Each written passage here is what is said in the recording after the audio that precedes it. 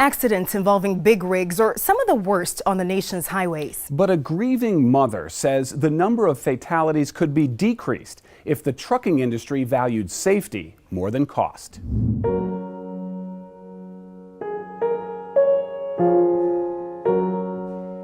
She was just incredibly talented with the way she connected with people.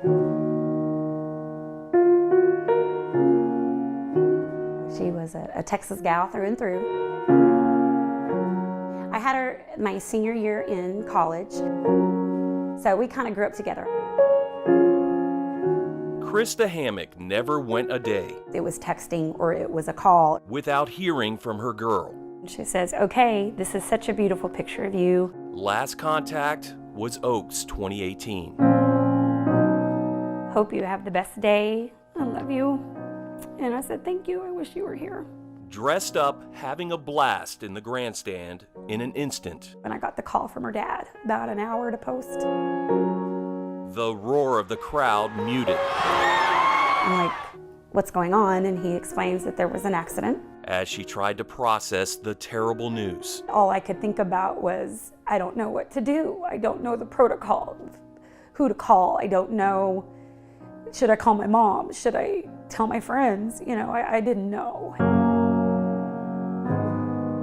1,000 miles away, about an hour outside Austin, on a wet 4-lane highway, a semi going the opposite direction somehow lost control and crossed over sideways. The girls had nowhere to go, and they slid underneath and died instantly. With her friend, 26-year-old Jordan Hensley, driving, Erin was in the front passenger seat. She was unviewable, which meant I couldn't touch her, not her hand, not see her face. That she would be in a bag and you can't even see her. Erin was only 22 years old. There was nothing to stop them. On the rear of a truck, a metal bar is required by law to help stop what are called underrides.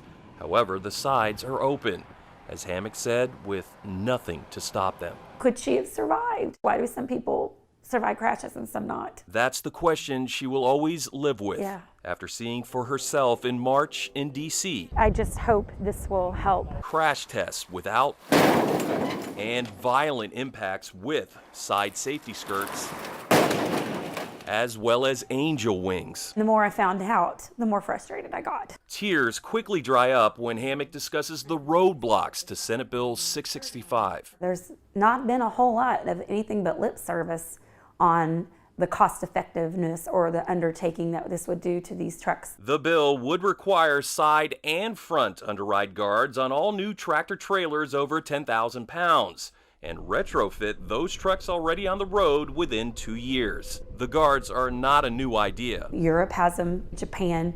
Why aren't we looking at what they did? But the United States continues to remain in the slow lane with the safety technology. Even though the group Hammock has joined, Stop Underrides, says more than 4,000 have died in underrides over the last 20 years. I always think about when I'm driving next to one, how easy it is to go under. While no one in the trucking industry would go on camera to answer our questions, the Owner-Operator Independent Drivers Association stated in an email that side and front underride guards would be a financial burden on small business truckers, that the guards would make trucking challenging in certain places on the road and at the loading docks. And we're wasting time. And more time may be needed following recommendations in this report from the Government Accountability Office. It says right here, improved data collection, inspections, and research needed. Do you think more research is needed? I think if you're going to make the best quality all the time, you never stop researching. But there's enough proof. The data is there. We have done the test. The engineers approved the test. There are patents out there.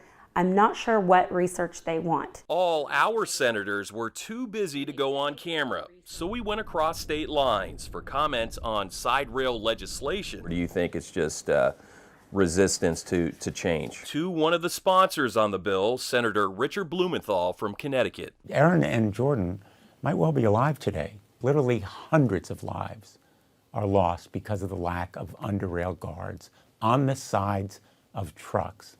They belong there just as they're on the back now. Senator Blumenthal says he's seen enough to vote for the guards, which range from $1,500 to $3,000. At minimal cost, and the cost is well worth it. Clearly, the cost for Krista Hammock has been unbearable, It has to happen with a mandate. even more so with every day that passes.